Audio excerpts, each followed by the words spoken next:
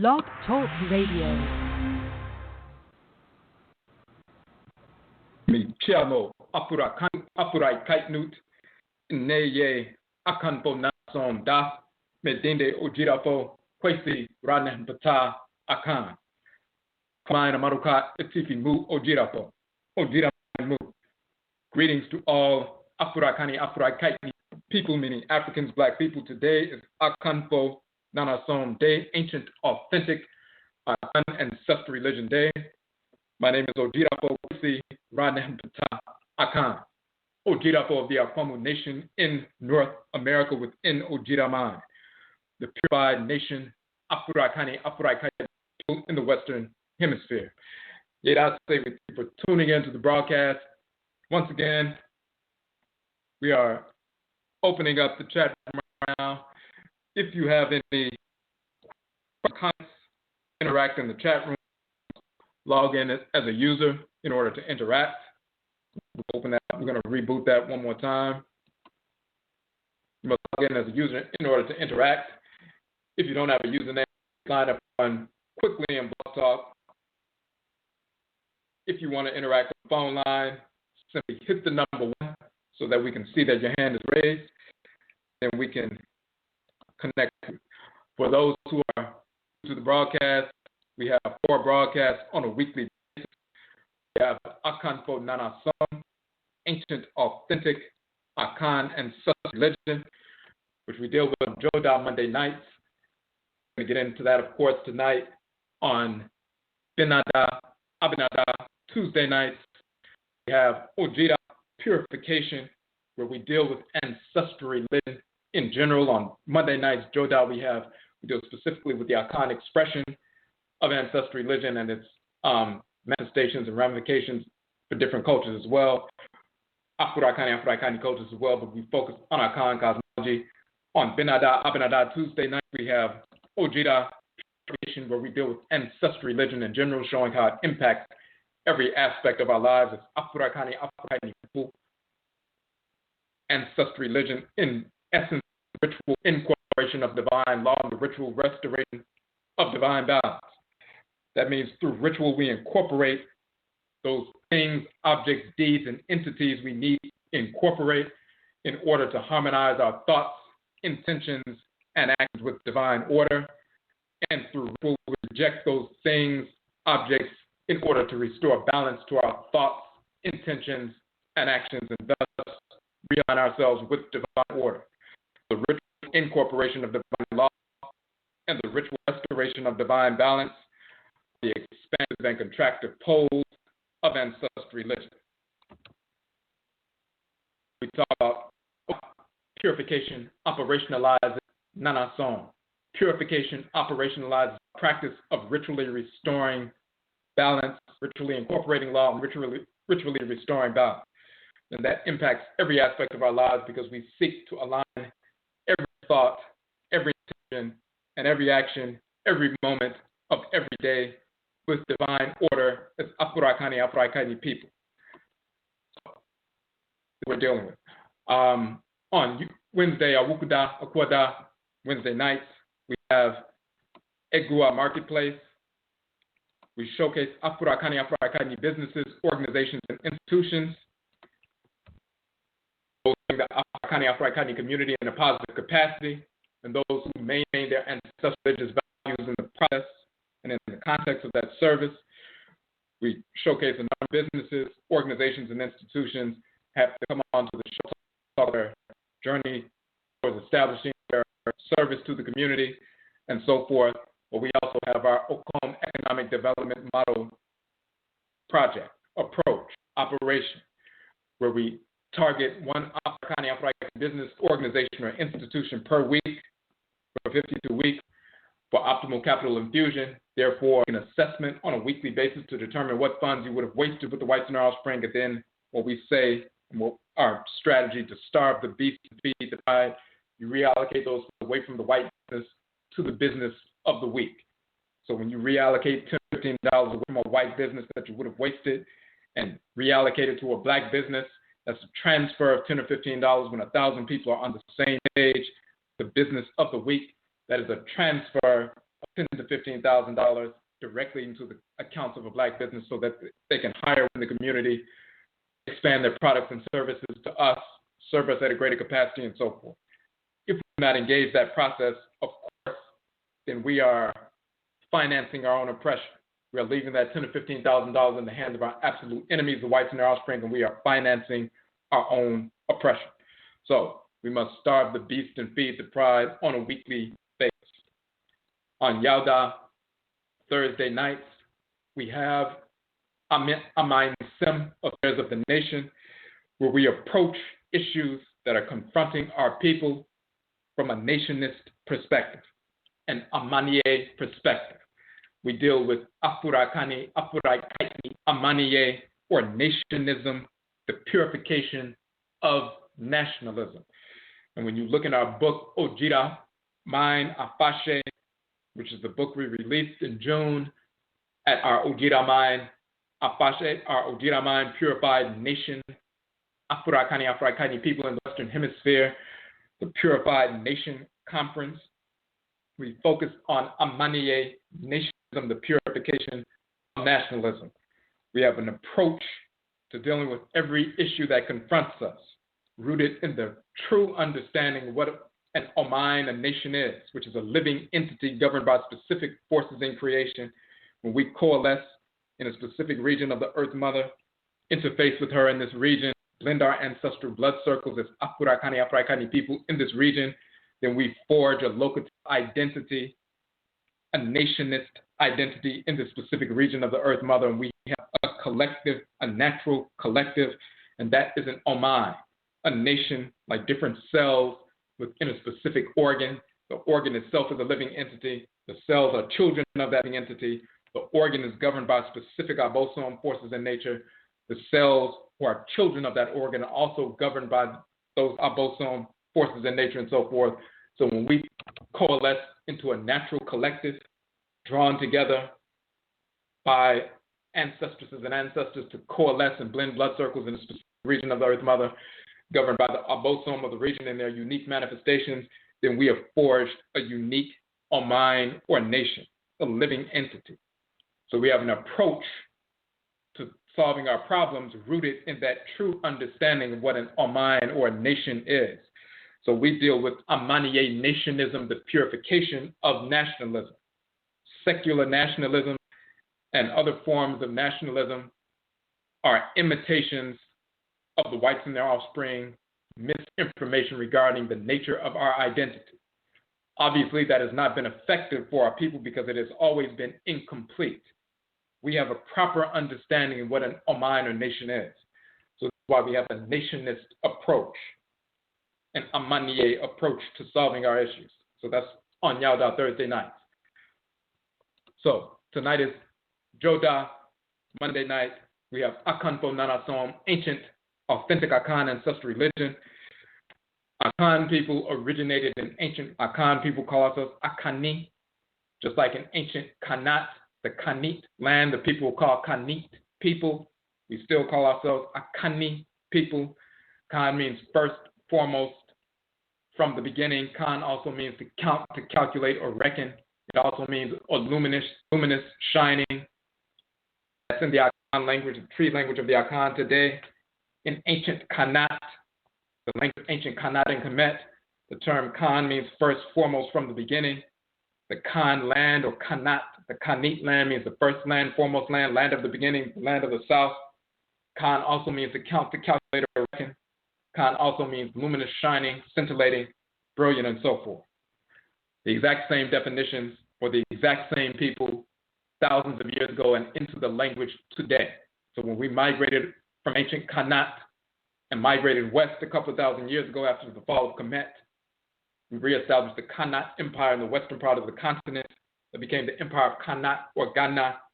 1,000 years later, some of our people migrated further south because of Muslim invasions. Reestablished Akana civilization further south in the region of what is today called Ghana and Ivory Coast.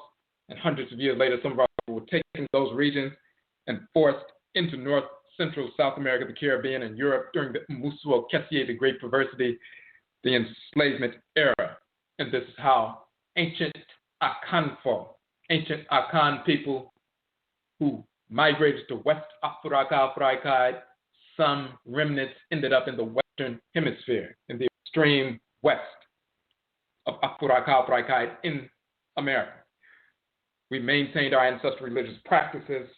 The Akan religion in Suriname in South America is called Winti, and they still worship the Abosom there. The Akan religion is called Obia popularly in Jamaica, and they still worship the Abosom there. The Akan religion in North America is called Hoodoo, from the Akan term Undu, which means medicine from roots, trees, plant life.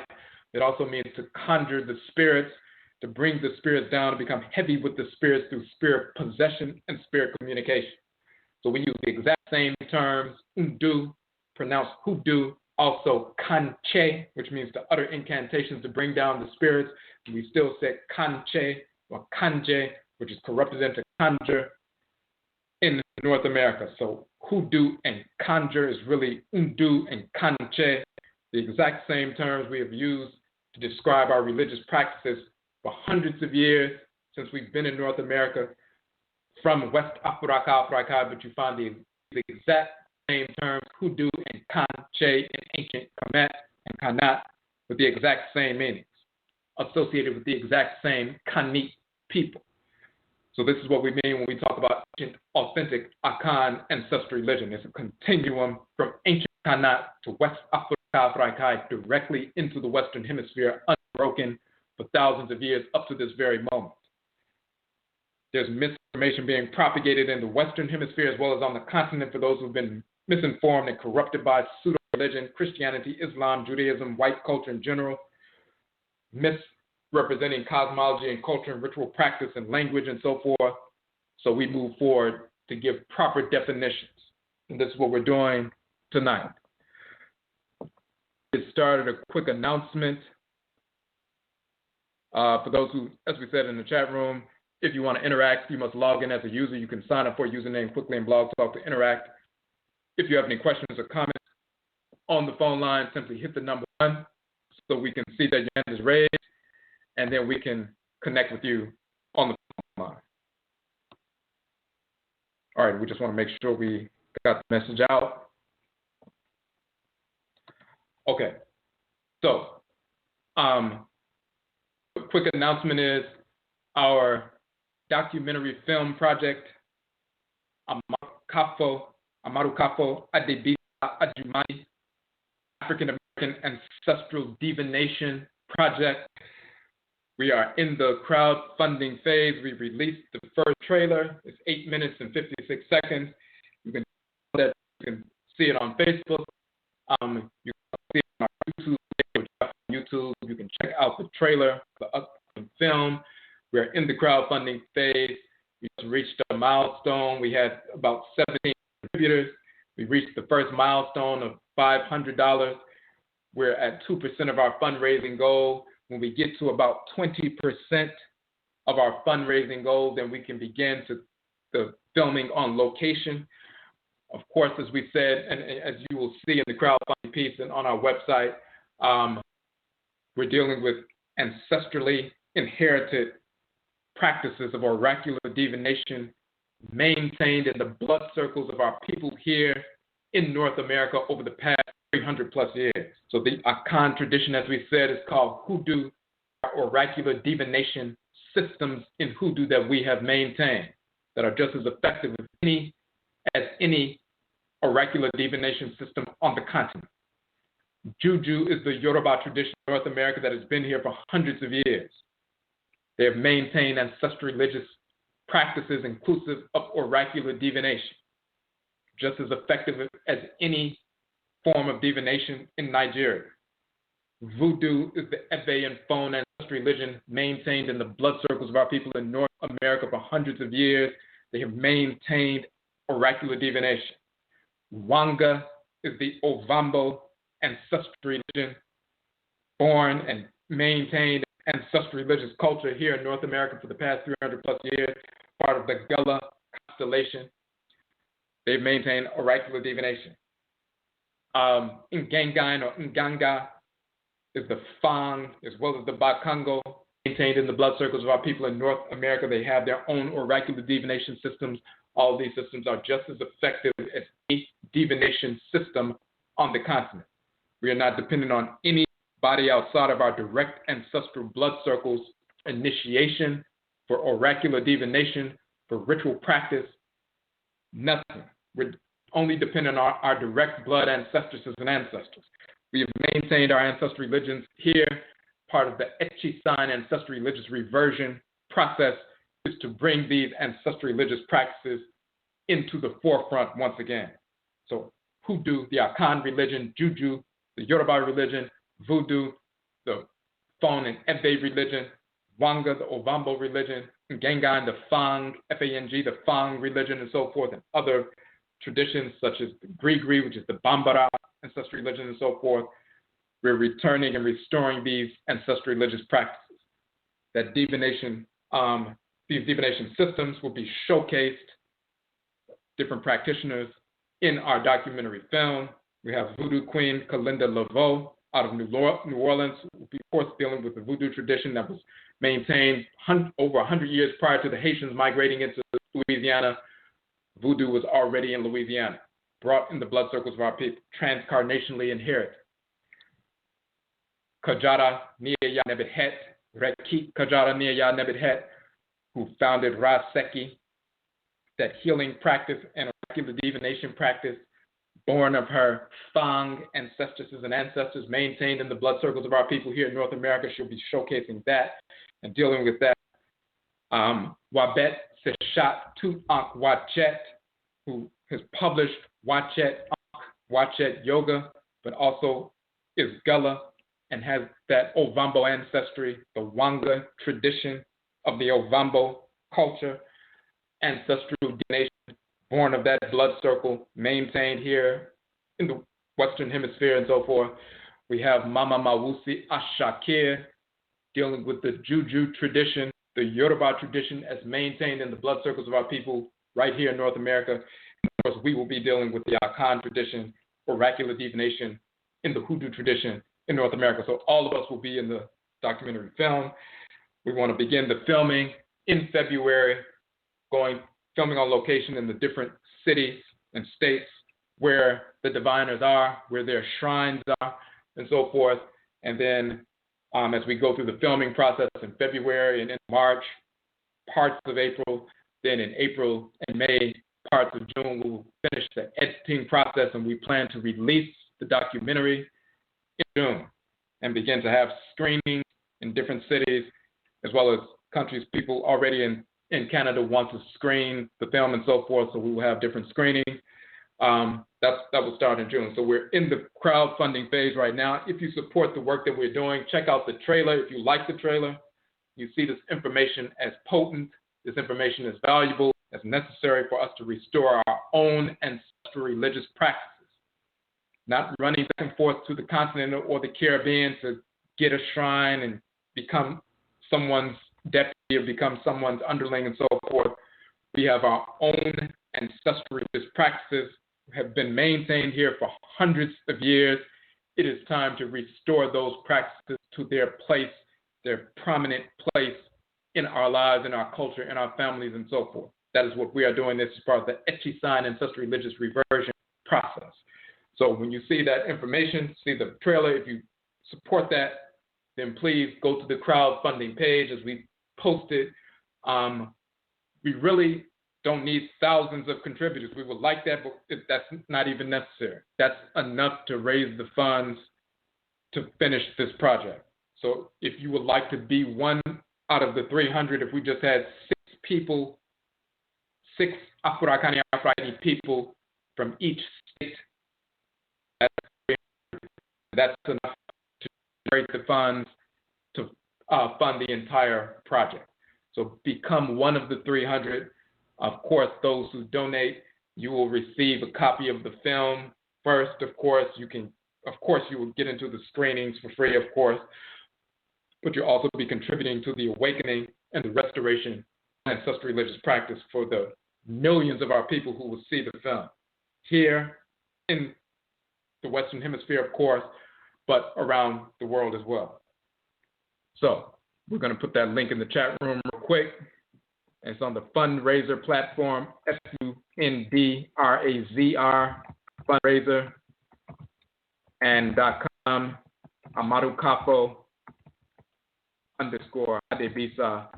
And of course, we have a page on Facebook specifically dedicated to the project. So you can check that out on Facebook. All right. So tonight's broadcast, RESIT, the Etymology and Cosmology of a Race in ancient Afuraka, Afuraitkait, Africa.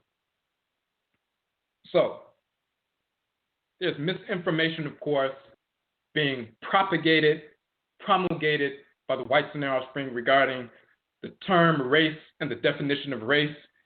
They are seeking to promote this false idea that race is like sleight of hand, of course. It's propaganda. They want you foolishly to pretend like there's no such thing as race and we're all the same, which is, of course, ridiculous.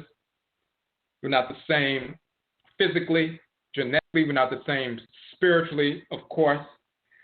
They want you to embrace that nonsense, but at the same time, they're in control. But they want you to embrace that nonsense so you will reject your own identity. They seek to dispossess you of your identity, because when you're not fully aware of your identity, you don't know who you are, know what your function in the world is, and you also do not know who your enemies are, which are the whites and their offspring. And of course, we have traitors within our own race, our own group, that are enemies as well and deserve to be eradicated, just like cancer cells developing within the body. They may have been healthy cells at some point, but once they become cancerous, they only deserve to be exterminated and eradicated, just like any foreign viral agent that enters the system to seek to destroy the other cells in the system. They deserve to be eradicated, the external threat, but the internal threat deserves to be exterminated as well. So when you know who you are, you know what your function in the world is, and you know how to execute your function in the world without creating disorder within the world. You also know who your enemies are and how you need to exterminate your enemies. You know who they are physically, spiritually, and of course their perverse culture, their politics, their economics, and so forth, every aspect of their being, every expression that they put forward in any sphere of human activity is repulsive. And you recognize that, experience that when you know exactly who you are. They want you to dispossess yourself, or for them to dispossess us of our identity, so we will not identify them properly as the enemy, and therefore they can continue to rule without fear that we rise up and exterminate them. That's the reason why they put forth this foolish notion that race does not exist, and we're all the same underneath genetically and so forth, and race is a social construct. And then some Negroes who believe that they're cultural, or believe that they're scientific, or believe that they're conscious and so forth, they pick up that foolish argument and then begin to make ridiculous statements such as there was no such understanding of a race or differentiation based on skin color in ancient times that only came about in the 19th century with, white philosophers and so forth who were putting forward white supremacy at this point. But we didn't have that understanding. We saw everybody as the same. That is pure stupidity. And these Negroes have simply mimicked and aped what the whites and their offspring have said. They claim to be linguists, claim to be spiritualists, or claim to be priests and priestesses, or claim to be Egyptologists, chematologists, culturalists, whatever it is. But it doesn't matter, because they have not studied. They simply mimic and ape the enemy because they have not investigated. And it's key when you talk about investigating our culture. If you do not engage ancestral religion, you cannot effectively investigate Afurakanu, Afuraitkaitnut culture in any real depth. You must engage your ancestral religious practices, because our culture is rooted in our interfacing with the Abosom, the Orisha, the Vodou, the Ntoro, so forth, their manifestation and creation, and our alignment with them. So that includes language, that includes culture, that includes food, diet, that includes ritual practice, that includes government, that includes economics. Everything is rooted in a reflection or replication of the divine order of creation, as manifest by the deities, how they interact with one another in creation, interface. We establish social orders rooted in that divine order of creation. If you don't engage the forces in nature that undergird creation, then you can't align with the order that undergirds creation.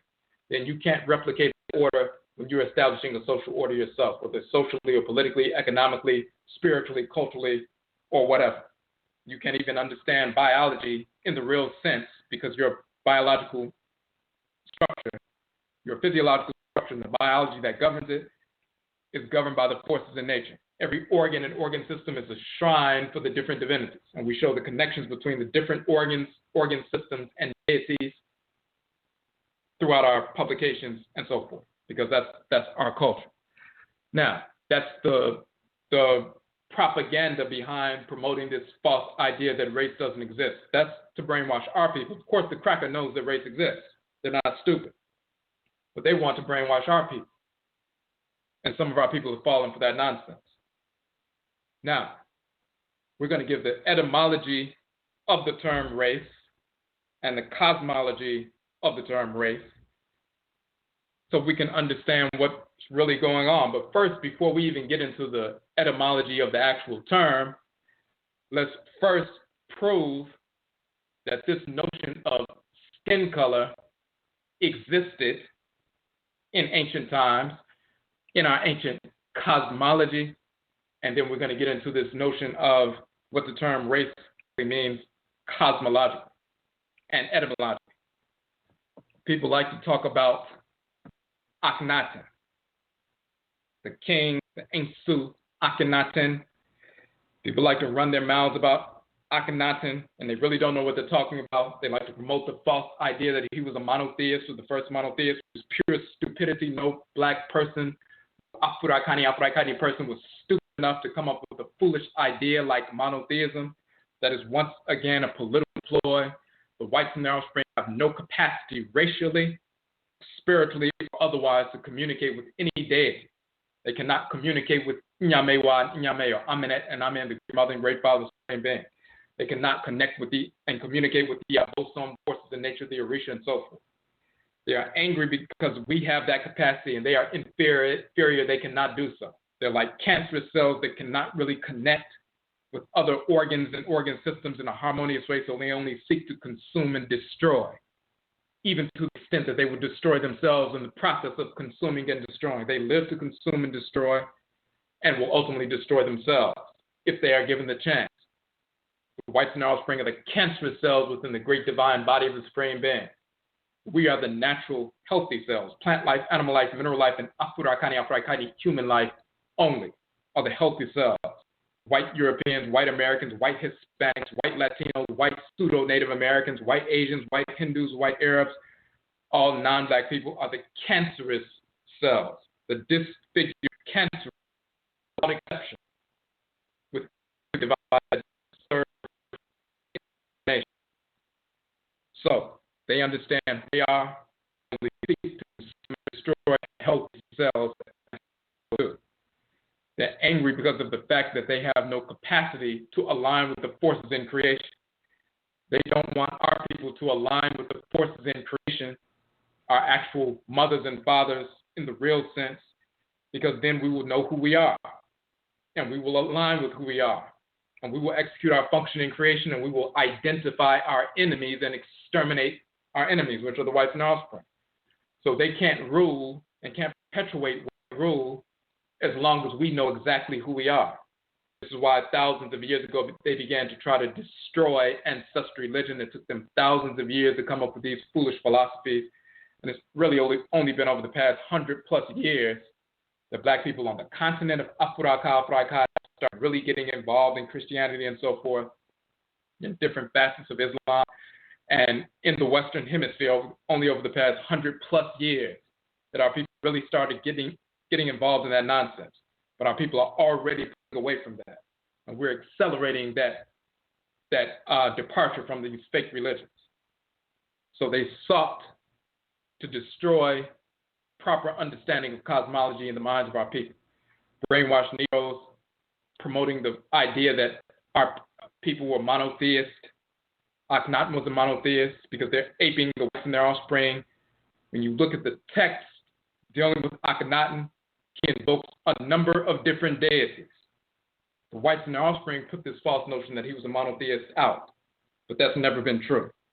Of course, you have brainwashed black people who are Yoruba and Akan and others trying to make our ancestral traditions monotheist because they've been brainwashed by the whites and their offspring. They're suffering from self-hatred, and they would like to pervert their own tradition to make it appear to be monotheistic so they can become into the good graces of the whites and their offspring, which is idiotic.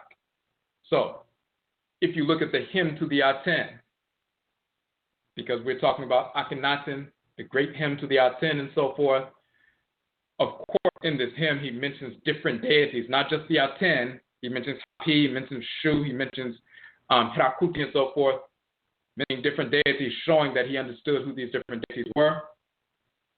But there's an important section in this particular hymn that's very instructive with regard to this particular subject. So when he's talking about the Aten is actually the disk of the sun, the physical sun itself. Ra and Ra'et, the creator and creatress, utilize the sun as well as other stars as physical transmitters of their divine living energy. No different than someone using a laser for laser surgery. They're not inside of the laser. They're using the laser as an instrument to direct energy for a certain purpose. Ra and Ra'et created the sun and the stars and the planets and everything else.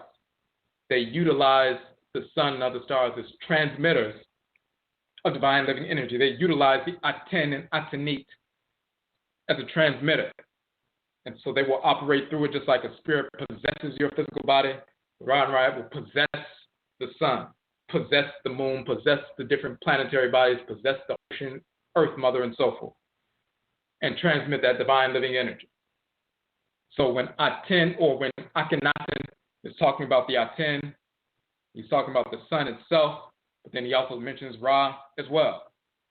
But there are a number of different things he's saying about the Aten, because the Aten itself is an entity, a male and female entity. Aten is the male deity, Atenit, female divinity, and Ra and Ra'et will connect with the deities Aten and Atenit to utilize them to transmit the energy. Just like we said, a spirit will possess an individual. The Abosom, like Ra and Ra'et, can possess the planet Earth to utilize that planet to transmit their energy. The Earth is a twin divinity, Asase Afu and Asase Ya, two Earth mother divinities. They can receive the energy of Ra and Ra'et and transmit that through the planet Earth. Aten and Atenit is a male and female divinity. They can receive the energy of Ra and Ra'et and work with them to utilize that energy to project it. So he's talking about the Aten in this particular hymn, in this particular section. And there are a number of great things he says about the deity Aten. You rise beautiful from the horizon on heaven, living disk, origin of life. You are risen from the horizon. You have filled every land with your beauty. You are fine, great, radiant, lofty, over and above every land. Your rays bind the lands to the limit of all you have made. You are the sun. You have reached their limits. You bind them for your beloved son, Akhenaten. You are distant, but your rays are on the earth. A great deal of poetry talking about all the different things that the Aten does and the effects of the sun on the people and the land and plant life, animal life, mineral life, and so forth. So it's a very long hymn. One of the things he says is you cause the sperm to grow in women, who turn seed into people, who causes the son to live in the womb of his mother, who silences him in stopping him crying, nurse in the womb, who gives breath to cause all he has made to live. When he goes down from the womb to breathe on his birth, you open his mouth in form, you make his needs. When the chick in the egg speaks in the shell, you give it breath within to cause it to live. You have made him, he is complete to break out from the egg, and he emerges from the egg to speak to his completion, and walks on his legs going out from it. How numerous are your works, though hidden from sight, the unique divinity. None is quite like the Aten. It's the most radiant, powerful, with respect to the earth, the most powerful orb with respect to us. So it's a unique divinity. None is quite like the Aten. You mold the earth to your wish. you and you alone, all people, herds, flocks, all on earth that walk on legs, and all on high that fly with their wings, all on the foreign lands of Chad and Cush, the land of Kemet. You make what they need so that everyone has his food and his lifespan is counted. These are the different things he's saying about this hymn to the Aten. Now, here's the key. The next section says the different tongues are distinguished by their speech, and their characters, dispositions, their qualities are according to their skins and are distinguished according to their skins. You also make the foreign lands different. Their tongues are separated and distinguished by speech. So the differences in languages or tongues, as we say, as he says, and we still say that today, someone is speaking a different tongue. What tongue do you speak? They literally have the symbol for the tongue. They say tongues are separated or actually judged through their speech. The term, when they say separated here in the translation, the actual term is upu or wapu, which means judged or distinguished. We're talking about judgment. So the tongues are judged according to their medu, to their speech or their words. So tongues or languages are distinguished by the words. You know the differences in languages, or you can adjudicate the differences in languages based on once the people begin to speak and their different words come out. Oh, this is a different tongue. So he's saying, just like he was talking about all the different foreign lands and all the people and herds and flocks and animals that the Aten gives power to the foreign lands of Chad, which is talking about Kananu, so-called Canaan, and Cush, a portion of Kanat or Nubia, land of Kemet. You place every man in his place. You make what they need so that everyone has his food, his lifespan is counted.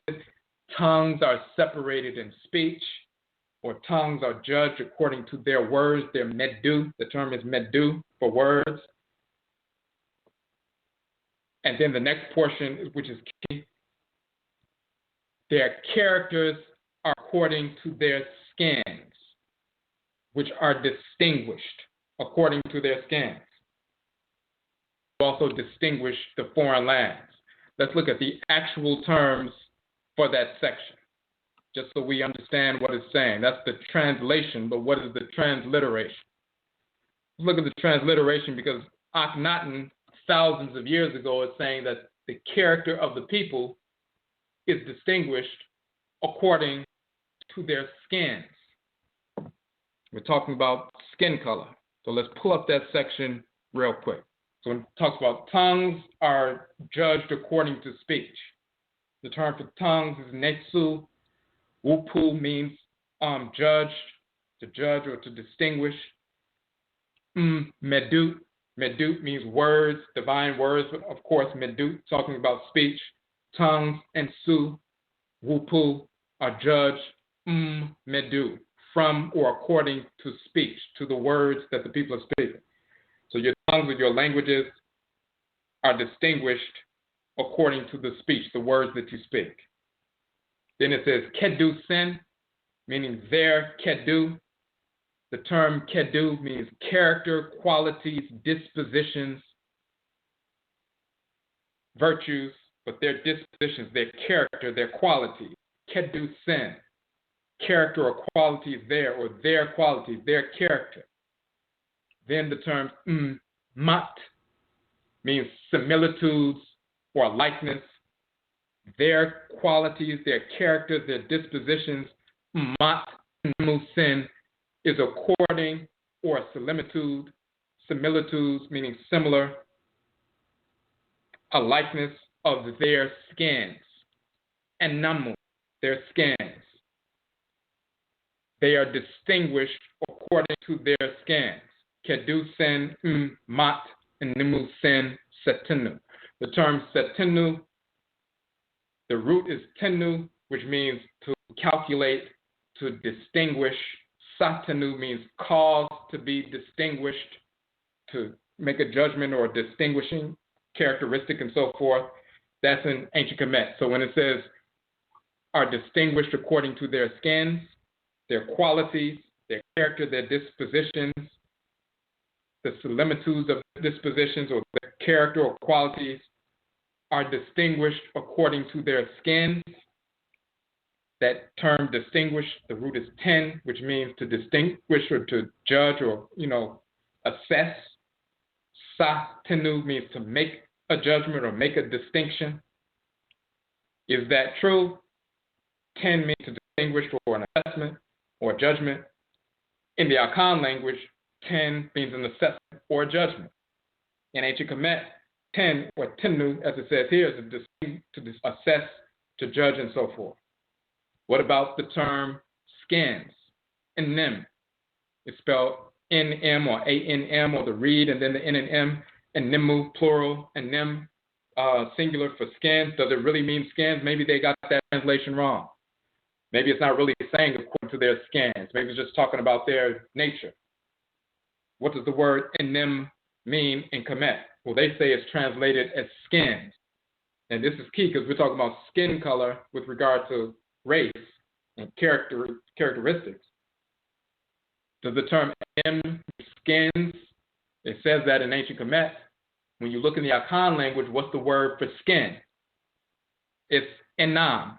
You have the actual word, the exact same word, and we also have the vocalization. So it's enam for skin. In ancient Kemet, the symbols spell out enam, skin, and then plural enamu, which means skins. And then, of course, the term kedu, meaning character, qualities, dispositions. Their characters, their qualities, their dispositions, their kedu. Talking about these different people with these different tongues. They have different languages, different tongues, and their character, their qualities, their dispositions, from the similitudes of their skins, are distinguished.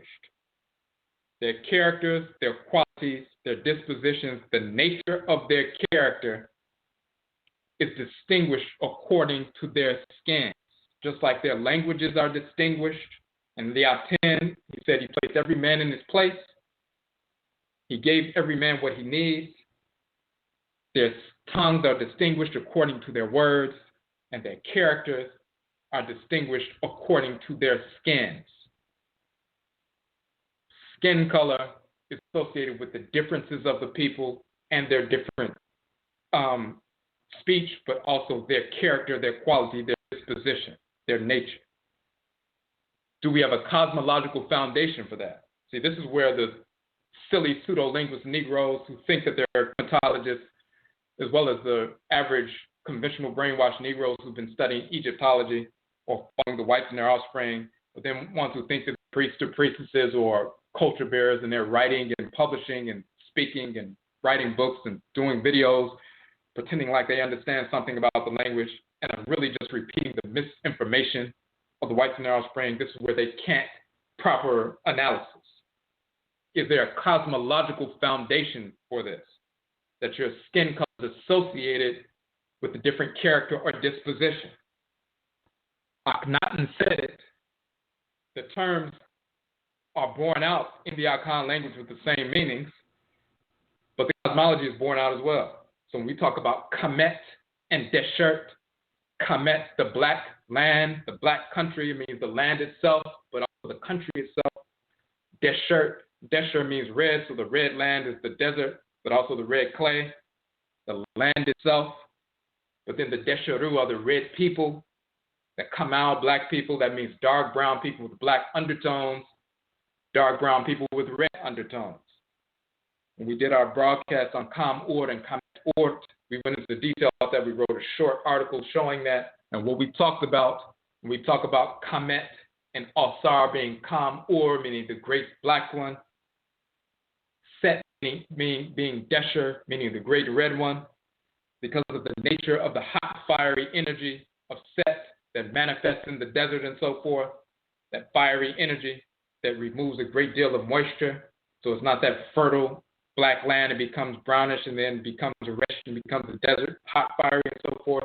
Not as fertile, same thing with the red clay, not as fertile as the black clay because it's a little bit cooler, but red is more fiery. then the people manifest that fiery energy of that divinity because they're children of that divinity. And they manifest that fiery energy, and it manifests in their phenotype. They're dark brown people, but have red undertones. And the ones who are governed by those divinities who carry that cooler energy, they're dark brown people, but they have black undertones, children of these specific deities. There are male and female deities who carry those designations. That's why you see the Kamal and Desharu, the black people, red people. Was talking about the dark brown people with black undertones, dark brown people with red undertones. It's not just in Kemet. It's also in Kanat, what's called Nubia. So when you see, for example, the quote-unquote Kanitu or Nubians coming into Kemet, bringing tribute to the king and so forth, you'll see that they have red, black alternate, standing side by side. These are the Nubians coming forward. These are not the people of ancient Kemet. These are the people, the Nubians, quote-unquote, coming into ancient Kemet to give tribute. And alternating, standing side by side is the red, black, the same red and black pottery ware that you see all over ancient Kanat, thousands of years prior to quote-unquote dynastic Kemet. You see red and black pottery. They call it the BRW, black and red ware pottery that's characteristic all throughout the ancient C group Nubians and so forth, and into ancient India and so forth. That red and black combination. That's a cosmological foundation rooted in deities who manifest that blackish color or reddish color because of the nature of their energy complex. We have that same cosmology in the Akan tradition. You have, for example, Asase Tumtum. Asase means earth, Tumtum means black. Asase Tum is the black earth. Asase Koko means red. Asase Koko is the red earth. You have people of different clans, or in the same clan but of different dispositions, based on their skin color. So, for example, in the Oyoko clan in the Akan tradition, the Oyoko Tumtum are the black Oyoko people. Oyoko Koko are the red Oyoko people. They're not different people from different countries.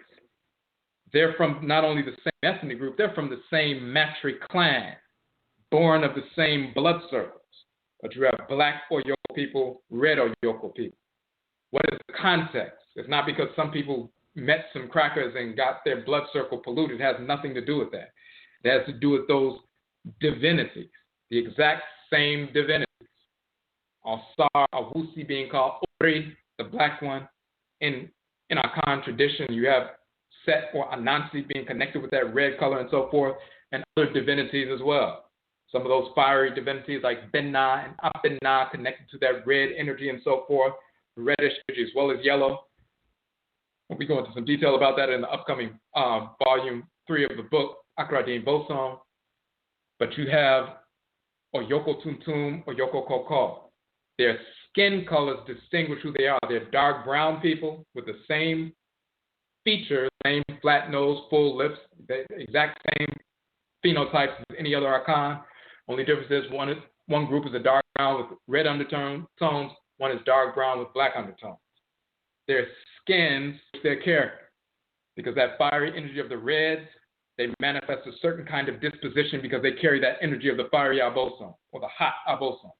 The ones with the dark brown with the black undertones, they manifest a cooler disposition and energetic output based on the nature of the deity that governs them. So when certain people from the Bono region say, we came from Amuowi, and we were traveling for a long time, and they say, Asase Koko Ma, that's what they are. Asase Koko Ma, Ma means children. Asase Koko is Asase, the earth. Koko is red. Asase Koko Ma means children of the red earth. They're talking about how they came up out of the ground. In Akan cosmology, we talk about the first ancestresses and ancestors of different clans manifesting in different regions and literally coming up out of the ground to first walk upon earth. The ones who came up out of the red portion of earth, Asase Koko, the red earth, children of the red earth, Asase Koko Ma, they came up out of the ground in a specific region and then they manifested their character. The same with those who came out of the Asase Tumtum, the black earth, and so forth. The different colors of the skins of the people directly determine the nature of their character or disposition, rooted in the nature of the deity that governs them. This is common knowledge in our Akan culture and cultures all across the continent wherever we exist. It even manifests here in the Western Hemisphere. Somebody says their child is red, or, they call them red and so forth. I'm not always talking about someone who's mixed. You look at the different character disposition of someone, hey, black, everybody in the family has the same mother and father. One is called black, one is called red, and so forth. It's not always talking about blood mixture. Sometimes it's talking about a holdover from this process. The exact same deities who deal with the black and the red and so forth, and it manifests in skin color. The exact same deities from the exact same people in ancient Kanat met, dealing with the exact same process. Akhenaten was simply something that our people have known for thousands of years. And we're governed by different Abosom, Orisha, Vodou, Ntoru, Ntorutu. The nature of their energy complex will manifest in our phenotype. It'll manifest in our body type. Some who have that cooler energy retain more water. They're a little bit more round, a little less cut, a little less lean, and so forth. Those who are children of fiery warrior type divinity, they're more lean. They don't retain as much water. They're more cut. They're more wiry, and so forth. More quick moving, and so forth, depending on the nature of the energy complex, and it manifests in their phenotypes. Manifests in the color of their skin, the undertones that we're talking about, have nothing to do with blood mixture. So, and of course, if somebody is an albino and they have no external skin color and so forth, there's a manifestation of a certain kind of character with regard to that. Then if somebody becomes a spirit of disorder, the whites and their offspring, and they have no krawa, and the melanin leaves them for that reason, which is totally different from an albino. That's just a genetic mutation, but they still have a krawa, soul, a divine consciousness, so they're still one of our people. They're just as much of a brother and sister and offspring. The difference between them is they have no krawa, no ka, no deity dwelling in the head region. And that's key. So when that deity left thousands of years ago, and they're just spirits without a spiritual brain, like a body with the head cut off, like a body without a brain, they're disordered entities, and they incarnate like that, and they will continue to incarnate that way until we make them extinct. When the deity left and separated from them, eventually the melanin left as well. So they're recessive because of that reason, based on their disordered behavior. They repelled the deity that dwelled in the head region, and therefore that melanin left them as well. So that's the difference between us and them. That's why there's a difference between white Europeans, white Hispanics, white Americans, white Arabs, white pseudo-Native Americans who are just white Asians who invaded this hemisphere and are not indigenous at all. They're criminal invaders because we were here already when the white Asians invaded this hemisphere and they waged war against our people. White Asians in Asia, white Arabs, white Hindus, and so forth, all of these non-black people are spirits of disorder without a deity dwelling in the head region. That's what separates them from us. Totally distinct physiologically, of course, but the key is spiritually. No kra, no krawa, no ka, kaet, no ori inu, no divinity governing the head region and dwelling in the head region. So they have no connection to any divinity. Of course, they don't have a connection to the ancestors of Afuraka, Afuraitkait, who are spiritually cultivated. They're totally cut off from that. Now, there we prove that this notion of skin color and character and disposition and quality and values and virtues are all interconnected. That's an ancient Afuraitkaitnut reality that we have always understood and has a cosmological foundation. So all of these clowns talking about genetics and talking about races of social constructs is pure stupidity. Sit down and close your mouth because you don't know what you're talking about. You're not qualified to speak on ancestral culture and religion when you simply have a little degree from the whites and their offspring who cannot teach you anything about our actual culture. Our actual culture is based on our direct communication with the forces in creation. You can talk about genetics to the extent that some people may be more susceptible to developing sickle cell because of what their ancestresses and ancestors had. You can talk about those kinds of things. That's the lane that you can stay in. But when it talks about the nature of our existence as Afurakani, Afuraitkaitnut human beings, the fact that we're alive, there's a spirit animating our body, and what is the nature of that entity, you're not qualified to speak or open your mouth with regard to that. The little degree you receive from the white snout spring is inferior with regard to the nature of who we are. You're not qualified to speak.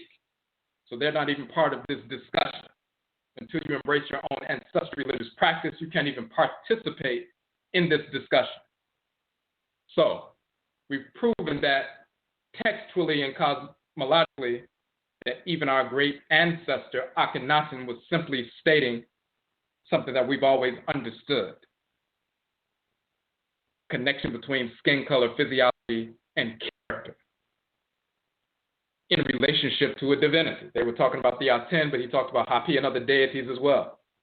And talking about putting people in different places in the world, distinguishing their speech, their tongues, and their skin colors, and the quality and the nature of who they are in their spiritual disposition. The term race, just to knock it out the way. Whites know will not give you a proper definition of that either. Now, if you look at the etymology, and you can pull this etymology up in any etymological dictionary and so forth, many different pieces. So on one hand, they'll talk about race from the Old Norse, ras, meaning running or rush of water, racing or running or rushing, because race and rush is from the same root and so forth, to be in motion and rushing and all of that. So that's on one hand, talking about a race rushing, like rushing water originally. But then race meaning people of common descent. They'll say a word from the 16th century, from the Middle French, race earlier, raza, R-A-Z-Z-A, race, breed, lineage. Then they say possibly from Italian, raza, of unknown origin. Cognate with Spanish and Portuguese, raza, R-A-Z-A. Etymologists say connection to Latin, radix, meaning root, though they admit this may have influenced the tribe-nation sense. So raza, just like when you hear Spanish people say la raza, meaning the family and so forth, they think it may have a relationship to the term radix, meaning root. It may have influenced the notion of tribe and nation sense, but they say it is of unknown origin. Original senses in English, including wines with characteristic flavor, group of people with a common occupation, the year 1500, generation, the 1540s, the meaning tribe, nation, or people regarded as of common stock is by the 1560s. One of the great divisions of mankind based on physical peculiarities is from 1774, according to them. Though, as the OED points out, even among anthropologists, there never has been an accepted classification of these. So the white Snarlspring are saying that rasa or race, talking about mankind, tribe, or people of common stock, is by the 1560s. One of the great divisions of mankind, talking about mankind, race, talking about mankind, based on physical peculiarities, is from 1774. Then they say in the mid-20th century, U.S. music catalogs use the term Negro. Klein, one of these scholars, suggests these derive from the Arabic ras, which is head, beginning, origin. Compare the Hebrew rosh, which also means head or beginning or origin. Rosh for Hebrew, ras in Arabic. The Old English meant both a race or folk, nation, and language, and so forth. But then you also have the term race, meaning to rush. Rasen, meaning to rush from the Scandinavian source, akin to the source of race, rush, and so forth.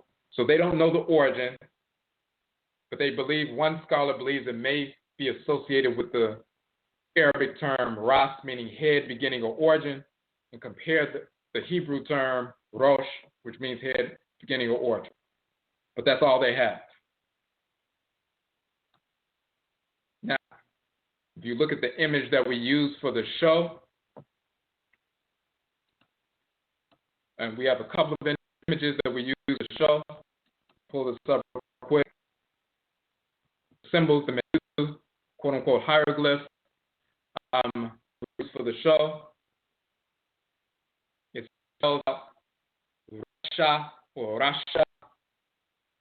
It means peak, head, top, summit. Also, with a determinative of himself, chief or governor. This is Rasha or Rasha with the determinative of a human head, and it says compare the Hebrew term Rosh. The Hebrew term Rosh means head, as we heard. That becomes Ras in Arabic, which means head. That's derived directly from Rash or Rasha in ancient Kemet, meaning peak, tip, head, top, or summit, and the actual hieroglyph is the side view of a head of a human being. And when they show the determinative of the human being himself pointing to himself along with the head, it means chief or governor. Rasha can also mean head land or front land. Now, of course, in Amharic, later on you have Ras and Rasa, which means head, and this is where they get Ras Makonnen and Ras Tafari and so forth, governor, head, chief. That goes right back to ancient Kemet, Rash, governor, head, chief, because it means peak, head, top, front, but top, head, peak, from the, the source, the beginning. Look at another definition real quick. It also means, I'll give you the page number. We'll get the page number real quick. For example, you can look at Vigus Dictionary, Vigus Dictionary. Also look at the Bug Dictionary. We want to pull up the page number real quick so you can find that. Give me a second. Same exact term, just want to give you the exact source. All right. So, yes, so on page 417, one of the variation, Rasha, head, land, or head. And the determinative is that of the lotus plants growing out of the ground. The headland, it means head. It can also mean headland. It can also mean hill. That means the top. Of course, the head is the top of the body, the summit of the body, the peak of the body. The hill of the body is the head, the top. Then the top of hill or headland. Or headland also means the front land, the beginning, the land of the beginning. Now, let's go back further down. That's Rosh with the sh, the SH sounding. And we're going to go back down real quick and get back to the other section. That was on page 417. We'll get to the other section. 1 second.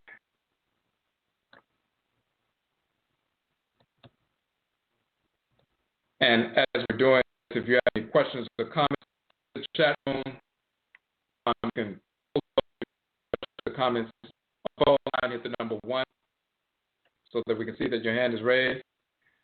Now, the lotus plants growing up out of the of earth in the Rasha, I'm talking about the head, land, front, and they show the image of the head. Here's the cosmological foundation. Rasha, Rashi, or Reshi. That's one variation. But then the other variation is Resi,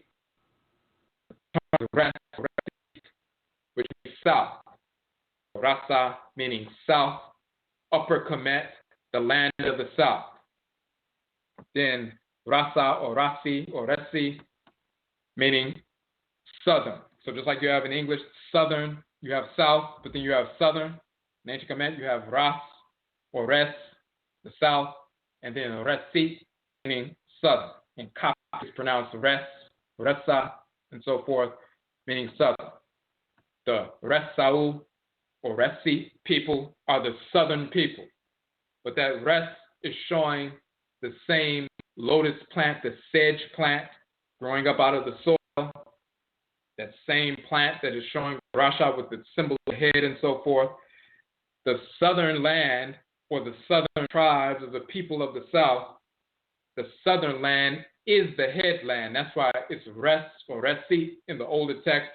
Resha is another variation of that, meaning headland, showing the symbol of the head. That's why it passes into so-called Hebrew and Arabic as Rosh and Rasa, and Amharic as Ras and so forth, meaning the head of governor and so forth.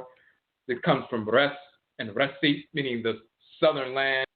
Why is it talk? The term southern, that's an English term. We use the term Resit because it means the headland, the front land, the land of the beginning. Why is it the headland? Because that's where our people came from. That's our source.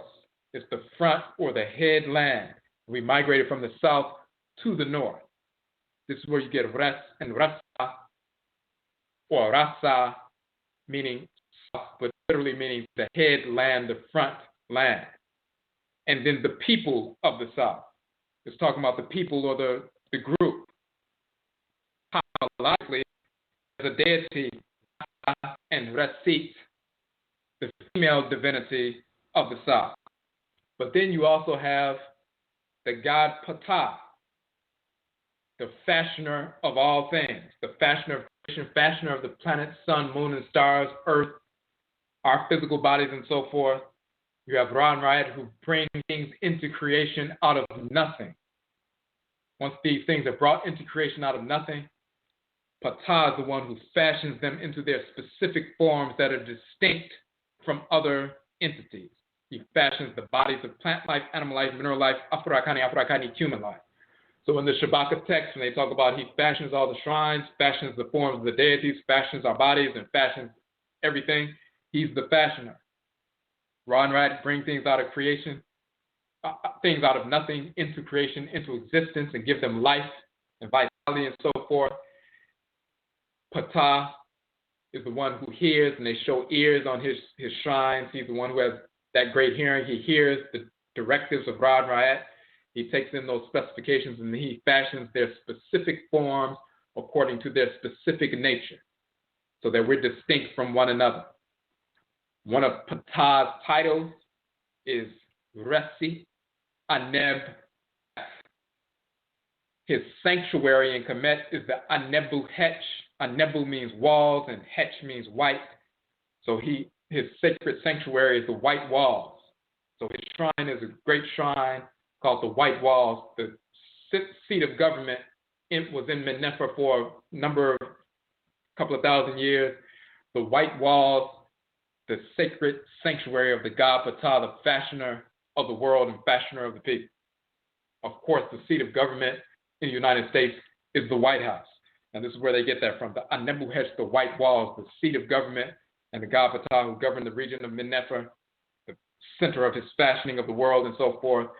His sanctuary is called Anebuhesh, the White Walls, but then he is called Resi Aneb F, he who is south of his wall. And south of his walls, the walls of the White House and so forth, in your body, the formative power of Ptah is operating through the brain, through that, the limbus and so forth, which is the quote-unquote cap you see inside the brain, midbrain. The limbus is the cap. You see Ptah wearing his quote-unquote skull cap. Your brain formulates or fashions or constructs all of the directives that everything in the body follows, formulates or fashions everything. Right above the cap or the limbus, the midbrain, are the two hemispheres of the cerebral cortex. They are the whitish, grayish, fleshy material split into two hemispheres. Those are the Anebuhesh, the white walls that Ptah is south of, just south of the white walls, south of his wall, RESIT ANEB F, and he's functioning within the brain. He's sitting in that wall sanctuary in your body, fashioning all forms, thoughts, ideas, actions, behaviors, directives, and so forth. He's the same deity sitting inside the core of Earth, fashioning the form that the Earth will take and so forth. And he's also one that governs government and ancient Kemet and so forth. So it manifests on every level. He's south of his wall, fashioning and so forth. He's called RESIT ANEB F, the one who governs that region south of the wall. RESIT, the southerner, and so forth. RESIT also is connected with a title of Ra himself. So the RESIT, or the Resa, people of the head land. The head is a distinguishing characteristic with regard to people, mankind, womankind, humankind, and so forth. When we say, let's take a head count, that means how many people are in the room. The head is associated with people. The same thing with the eyes. All eyes look forward. All eyes on the board, that means all people look forward. All people pay attention. When we say, can I get a head count, we're talking about how many people are in the room. We identify the heads or the number of people in a specific area, or even in ancient Sumer, people we called ourselves the blackheads and so forth, black-headed people, the blackheads, talking about the black people, the black heads. Now, does this term res or resa or rasa, talking about the people of the headland, the people of the beginning, literally talking about mankind, womankind, because that's where we came from the south. We are the resa or rasa people. Does it have any connection and confirmation in the Akan language? If you look at the term, there's a couple of different terms. For a human being, the term is oni, which means an individual, an entity, an individual. But the term eni also means I, because we're, as an individual, oni, an individual, we're connected with the term for I, eni, because in ancient Kemet, of course, human beings came from the eni, or edi, the eye of Ra. And the teardrops that fell from the eye of Ra in the Book of the Cow of Heaven, Ra says, women who came forth from my eye. There are two different ways they spell the term for human being. Ri, or edi, is one way, and erim, R-E-M, erim, is the second way. Some people say it's remech or remich, but it's actually erim, because in Akan we have the exact same two definitions. We have eni, which means I, oni, which means person, but then also nim, which identifies the person or the face or the countenance of a person, talking about the head, identifying an individual as an entity, as a human being.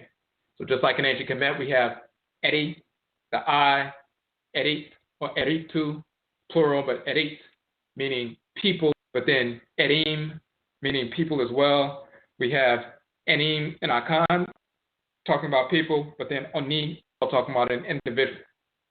The exact same words for human being, associated with the eye, born of the eye of Ra, and so forth, in ancient Kemet, edi, as well as erim, in Akan, oni, and enim, talking about a human being. Also onim pa, which gives the definition. Now, we have that. But then we also have that's for a human being, for an individual human being, as well as more than one human being. But then we also have the term for mankind, womankind, talking about classes, that kind of entity. Mankind or womankind or human. What is the term for that in Akan? Aresa or arasa. Singular, arasani, plural, arasa fo. And then there's another variation, aresa fo, plural, aresa ni, but the root is aresa, odessa, or aresa, also pronounced arasa. What does that mean in Akan? We can read the definition from the Asante Fante Dictionary. Odessa, singular ni or aresa fo. Just like you have akan ni, one akan person, akan fo, many akan people, but the root is akan. You have aresa ni, one aresa fo, plural. But adesa or the other variation, arasa, what does that mean? Man as a rational being. Mankind. Men, of course, that means womankind as well. Mankind, womankind, men as a rational being, that's aresa ni or aresa.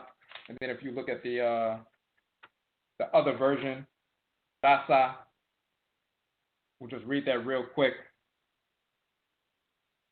We'll find that real quick.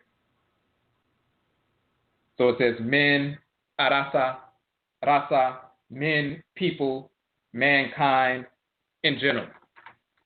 Talking about the same term, arasa or arasa, meaning mankind, womankind, menkind, and womankind as rational beings or entities.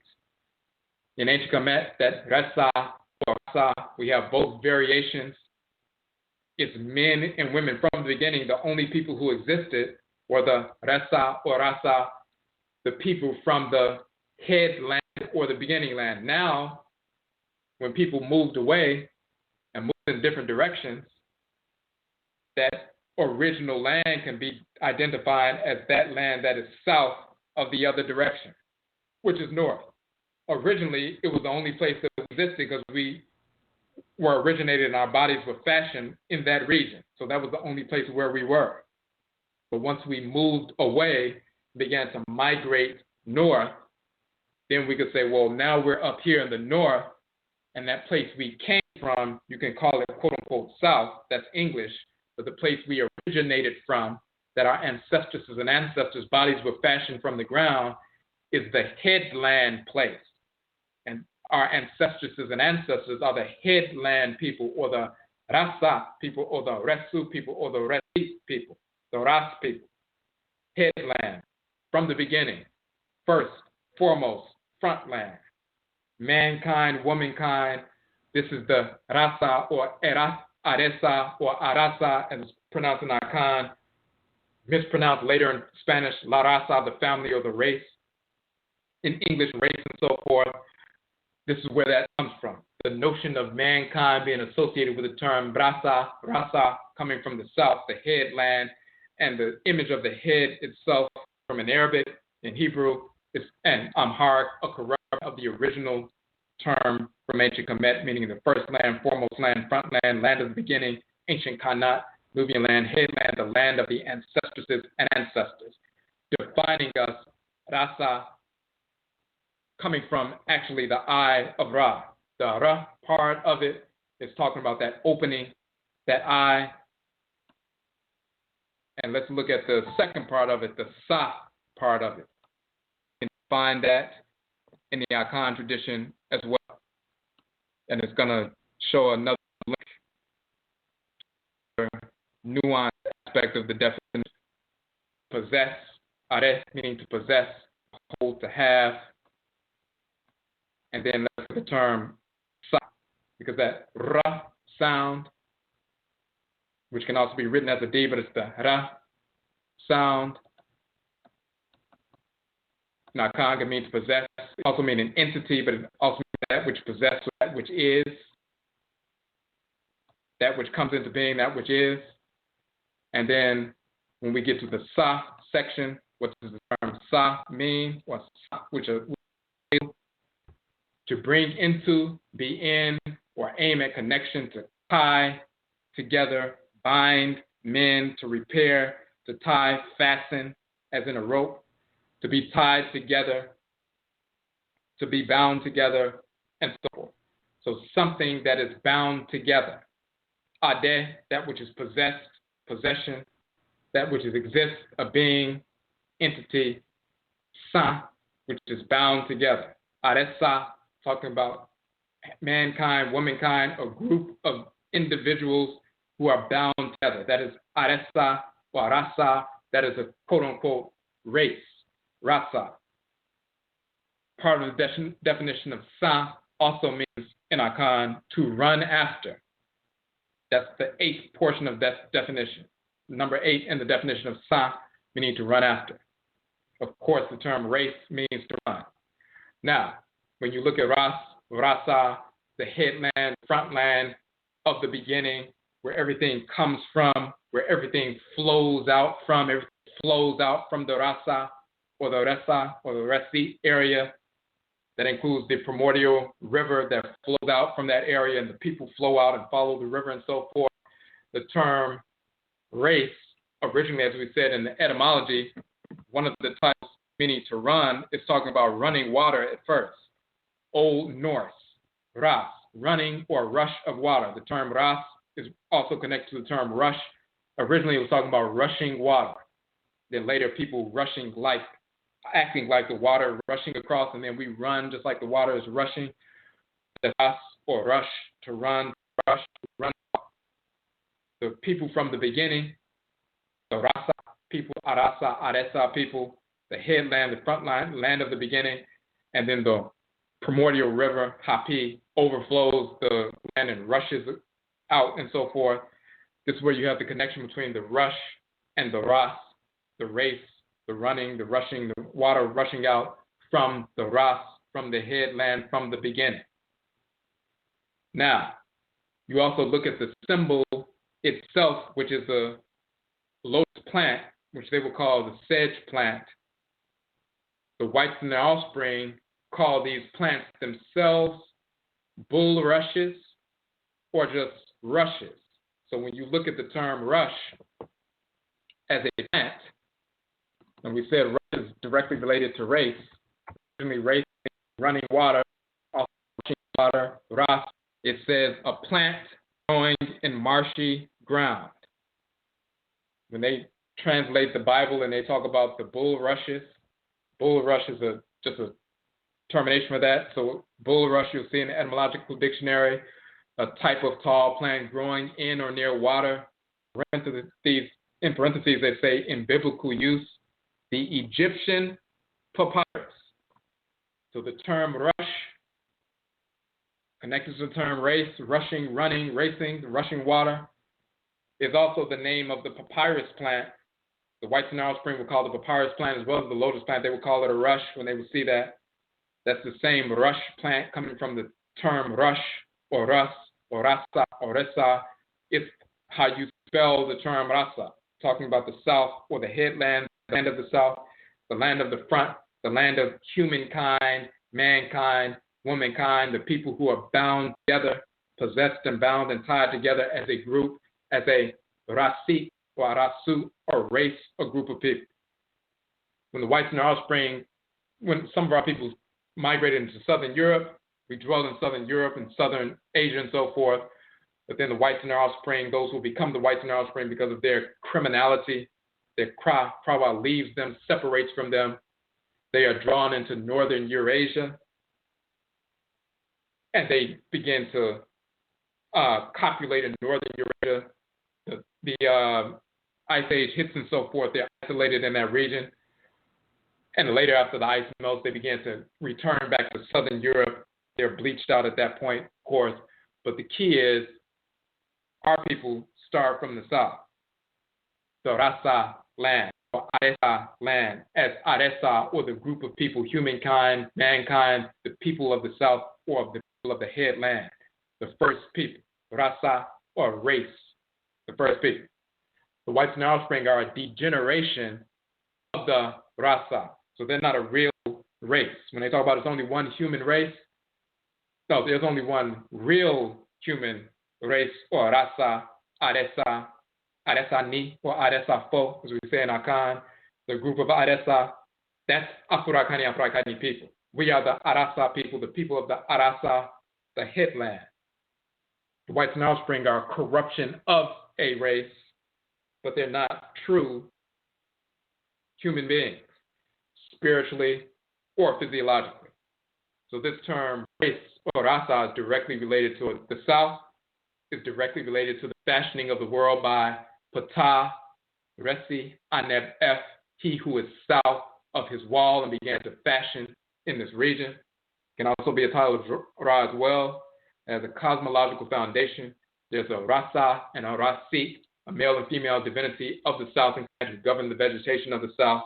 The term ras, dealing with race or running or rushing, dealing with water. It's talking about that original flood of Hapi rushing or racing, rushing out of the South and flooding the entire country, and that's the first flooding of the country and so forth. The term for rush related to a papyrus plant or a lotus plant. The whites and offspring learned that directly from the symbol that actually spells the name Ras or Rasu in ancient Kemet. All of these things are connected cosmologically, and they have their cognates in the Akan language. We still call each other Aresani, singular, Aresafo, but the root is Aresa or Arasa, meaning mankind, womankind, humankind as a group bound together, possessed and bound together as a group of individual entities who have a function in creation. This is the etymology, but also the cosmology of race. It's always existed. It has a direct connection to specific deities, first and foremost Ptah, who fashioned us in specific forms according to our specific functions in creation. That's what Ptah does, and we go into detail about that in the Kukudumtun, the ancestral jurisdiction. We also talk about the differences between race and the Okra in our book, the Okra complex, the nature of the soul, the Kayet, Ori, Inu, and so forth, showing the differences between the whites and offspring who do not have a Ka or Kayet, and we do. In our book, Akradim Bosom, we talk about reincarnation, Bebra, and how what takes place step by step before an ancestral spirit is reincarnated into the womb. We go before Nyamewa, Nyame, we receive a divine function executing creation. We're given a Ka or Kayet, a deity to dwell in our head region. This is for our people only, of course. The whites and offspring do not have that. And then we have a deity installed in our head region of our spirit body, and then we're sent into the womb and reincarnate into a specific blood flow. We have a specific function executing creation.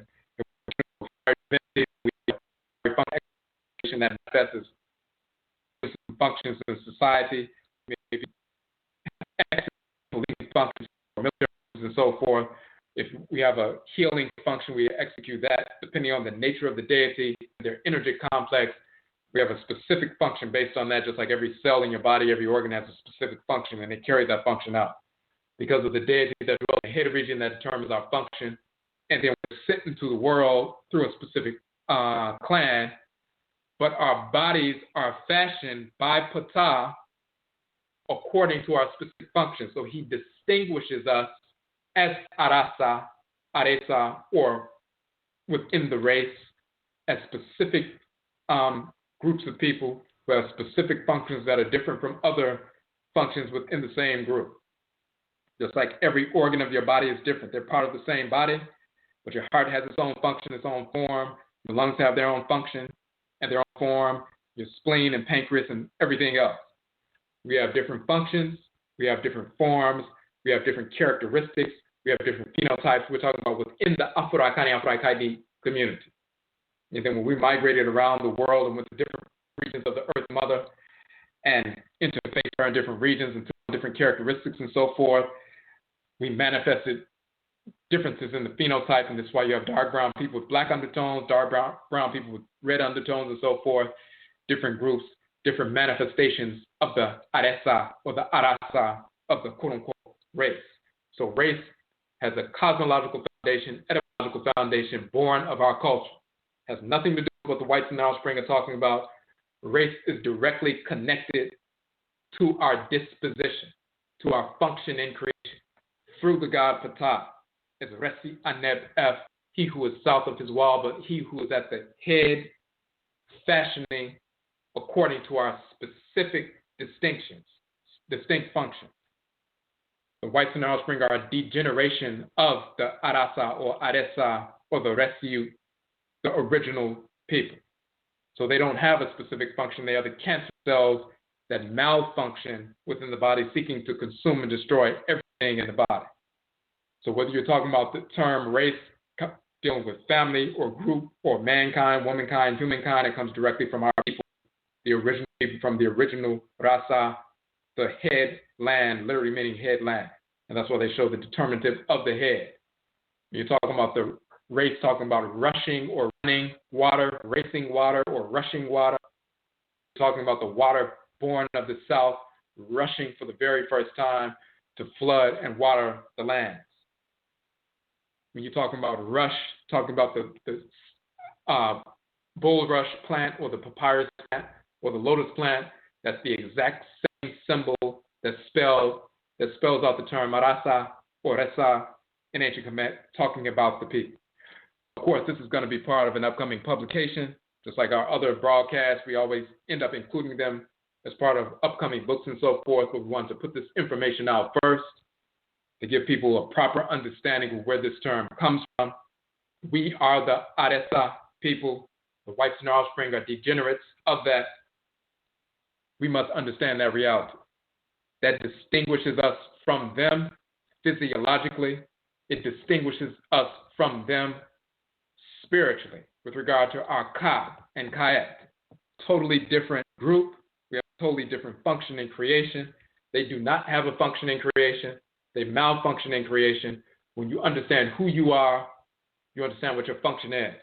You understand what your function is. You understand what takes place when you malfunction and how you need to get back on track. That's why we have ancestral religion, the ritual incorporation of divine law, the ritual restoration of divine balance. So we can realign every thought, intention, and action with divine order every moment of every day so we can execute our function in creation consistently, just like you would like for your cells to execute their functions in your body consistently. You don't like them making mistakes, because when they make mistakes, you become ill. And then you have to go get some medicine to recalibrate and get things back in order.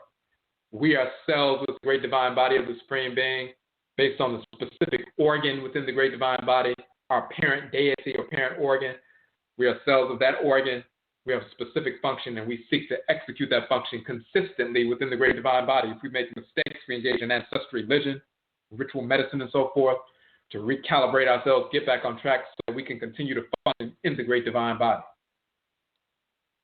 That function is manifest and proven and revealed through the fashioning of our bodies and our spirits in distinct forms by Ptah, Resi Aneb F, he who is south, or Rasi, of his wall, and so forth.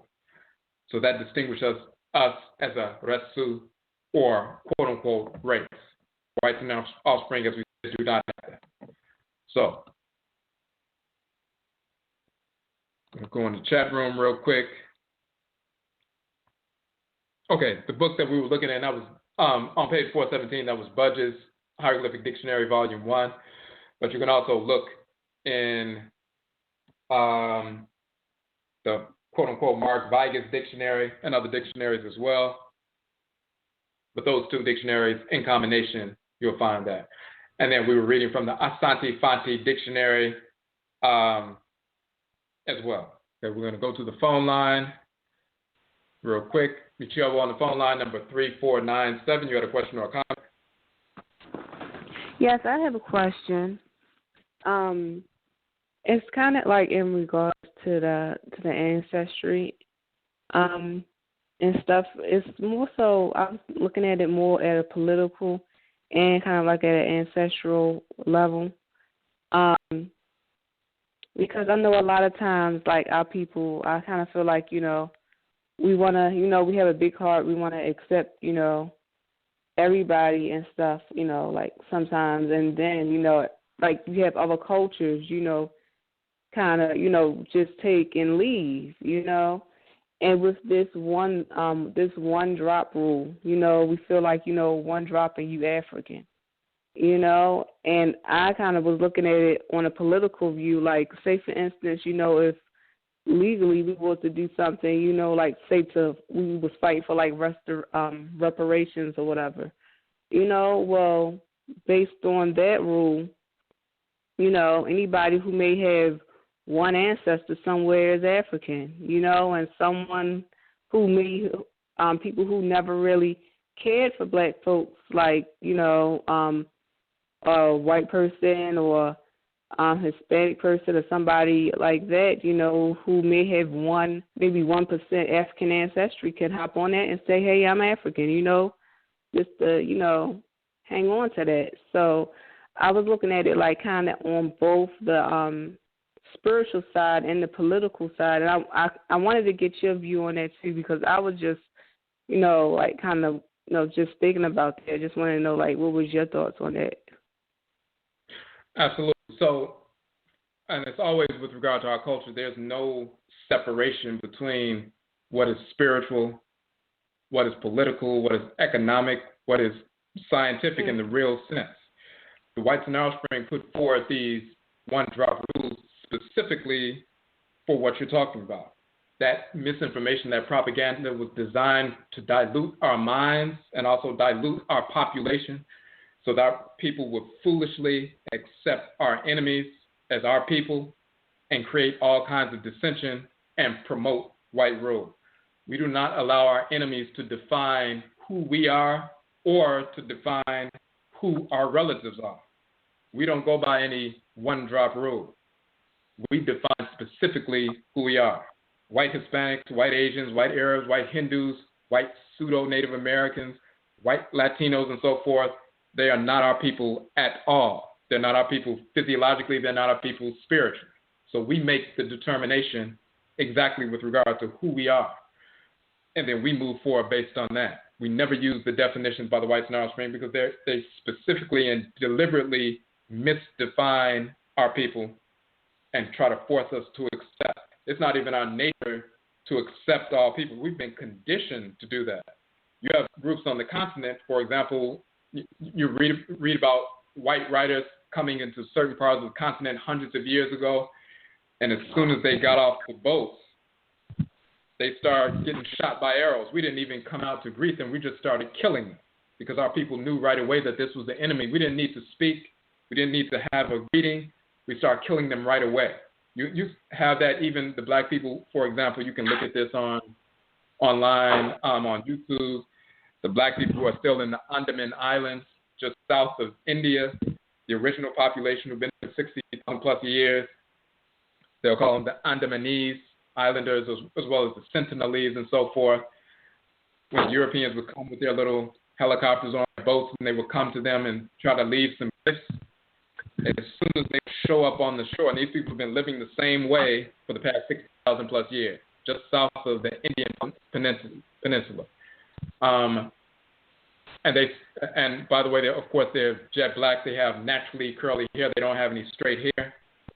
They don't look like the mixed group, the whole notion of straight hair with people in India and so forth came through miscegenation. There wasn't an original black population with straight hair and an original black population with naturally coiled hair in Africa and the straight hair in India. That came very recently, but the original population still exists, and you couldn't distinguish them from anybody in Nigeria or anywhere else.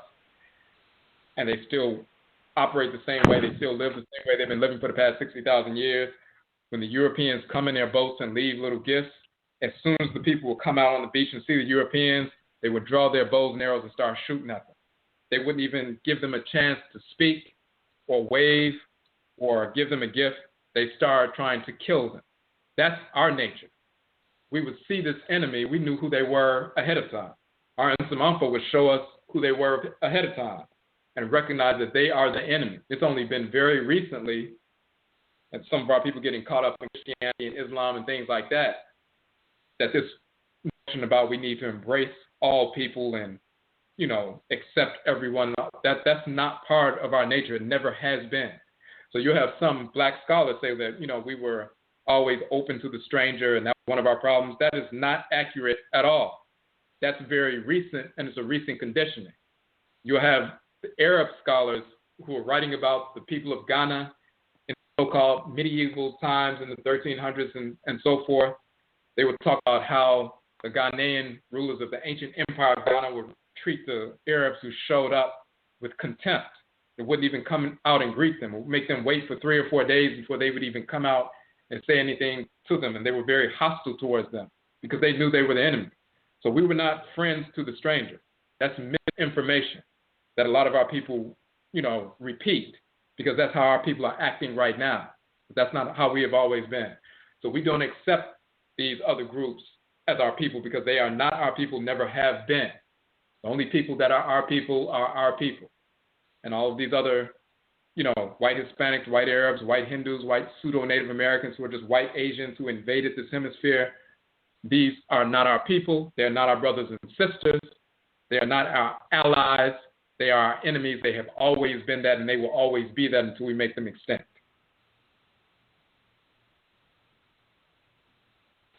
Okay. So, do you as far as the stuff like, for instance, with reparations or whatever, is there something? Do you feel as though that's something that I guess Black folks should be fighting towards anyway, like, or is that something, like, I don't know, what is your view on reparations? Because I kind of put the ancestry thing in line with that, just because, like, I know how the enemy thinks just by looking at, how they are, like, just knowing that, like, that one drop rule, if we use that, everybody would just hop on the boat and say they African, who didn't even like us. But do you, I'm just curious to know, what is your view on reparations, just in general? Well, on one hand, like you said, one of the reasons earlier with regard to even the genetic studies, the whites and their offspring will manipulate that in regard to saying, well, there's really no such thing as race genetically, which is inaccurate, but they will promote that idea so that they can dispossess us of our ancestry and say that any white person walking around anywhere can be called African, and therefore, if anything is owed to our people, they can all flood the area and just, take over everything. And they'll use pseudogenetic studies for that. They can't determine, the key is we're alive, we're living beings. So their studies with regard to genetics can't determine what is the nature of the spirit that enters the body. What's the difference between a living body and a dead body? What is the nature of a human being? What distinguishes us from other human beings? They can't talk about that. They're not qualified to talk about that. So they'll talk about limited genetic studies for propaganda purposes, to push this notion that we're all connected, we're all part of the same race, or all these white people walking around are really Africans. So that's all propaganda.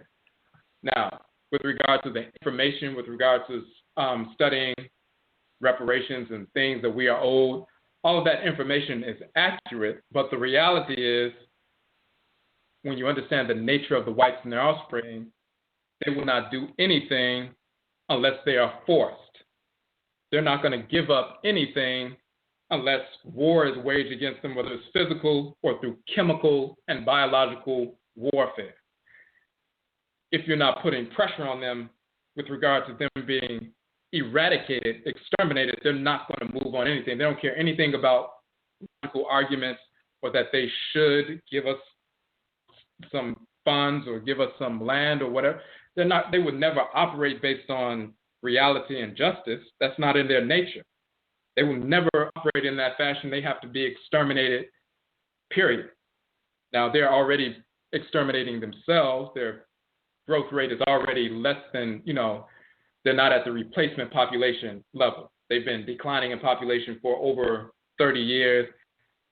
White Western Europeans are less than 1/10 of the world population, and their population is shrinking already. So they're doing different things with fertility drugs and everything else to try to increase their population, fomenting wars on the continent and using drugs and flooding our communities with cocaine and heroin and everything else, and homosexuality, bisexuality, to destroy our population growth rate, because ours is the highest in the world. So they're always waging that battle. But so they're already, diminishing as a population. But they will never move on reparations just based on justice and logic. If they are not moved through force, meaning they're being exterminated, they're not going to do anything. So we can't be foolish enough to believe that if we just put forward sound arguments, they're like, well, I guess we're going to have to, capitulate because they made a good argument here. They already know that they stole everything. They're proud of that. It's not like they haven't figured it out and, they just need to be reminded. They're glad that they've stolen everything, and they're trying to maintain everything by murdering our people on a mass level, not just killing people in the street, but also environmental racism, poisoning food, poisoning the air, poisoning water, like Flint, Michigan, and, environmental racism, examples, all different kinds of things that they're working, dissexuality, homosexuality, that whole agenda. Their goal is to reduce our population, increase our death rate, decrease our birth rate, increase our incarceration rate, increase our drug addiction rate. That's what their number one policy initiative for our people has always been. So we need to understand reality. We have to wage war against our enemies, whether it's not only intellectual, spiritual, political, but physical. Physical armaments, but the key is going to be chemical and biological warfare, as well as lone wolf type activity. So reparations is logical, but we're not dealing with a logical people. We're dealing with criminals. We're dealing with cancer cells that only deserve extermination. So we need to move in a different direction and establish things for ourselves and defend ourselves on every level, chemically, biologically, and otherwise.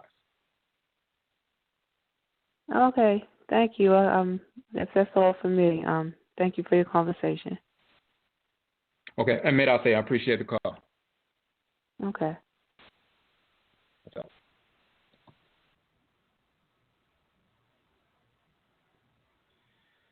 Okay, we have another call on the phone line.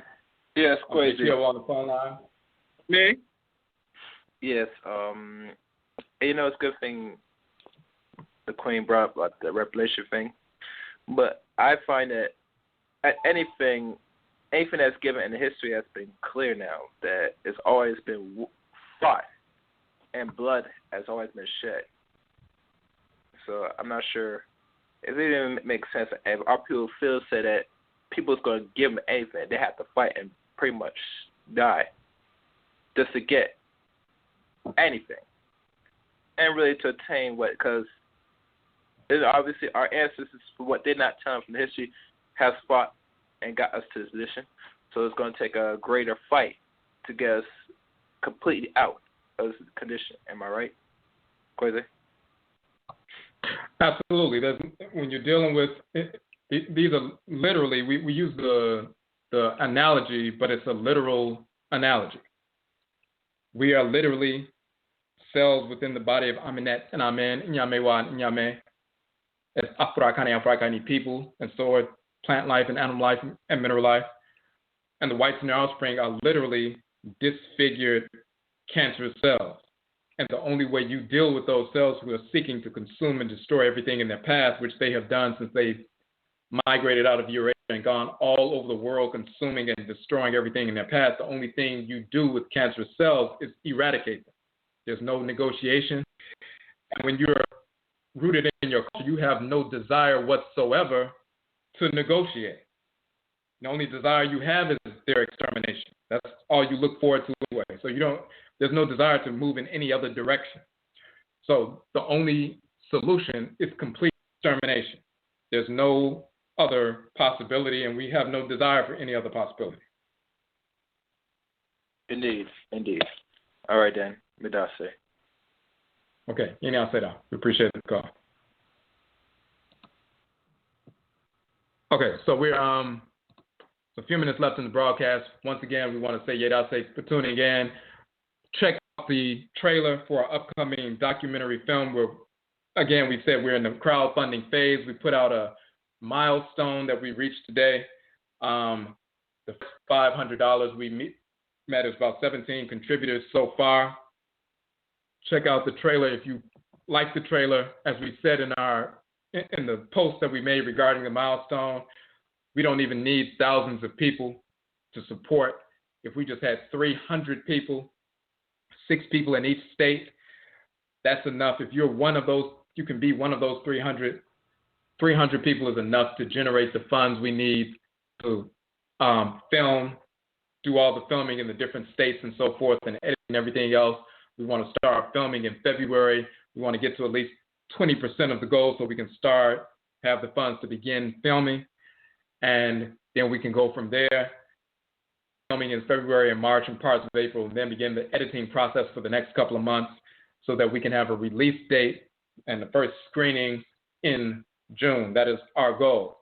So if you support the work that we're doing and you see the trailer and you want this information out, this content out, about Amarukafo Adebisa Ajumade, African American Ancestral Divination, born of our blood circles right here in the Western Hemisphere, dealing with our traditions, the Hoodoo tradition, which is the Akan Ancestral Religion, the Juju in North America, the tradition, which is the Eve and Fon Ancestral Religion in North America, the Wanga tradition, which is the Ovambo tradition, part of the Gullah constellation in North America, the Ngangai tradition, which is the Fang ancestral tradition in North America. When we're dealing with these different traditions in the documentary, if you support the work that we're doing, you want to see this content out, go to our crowdfunding page.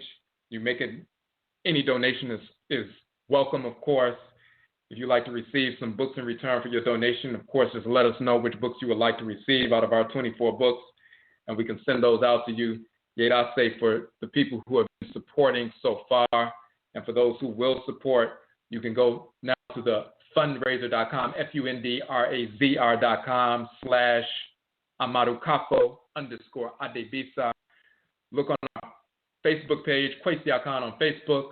We have an Amarukafo Adebisa page on Facebook specifically for this project, inclusive of the film and so forth. We have the trailer. You can watch that and be one of those 300. You can share the trailer, make a contribution, and then share. We have a lot of people who share. We have over 3,000 views. Last time we checked, in fact, right now, when we checked, it was just at about 3,000 views of the trailer. This trailer last Monday, so it's been 7 days. And at this point, we pull it up. Let me see where we are right now. Give me 1 second while we pull this up. Right. So right now we're at 3,005 views. So in the past 7 days, we had 3,005 views.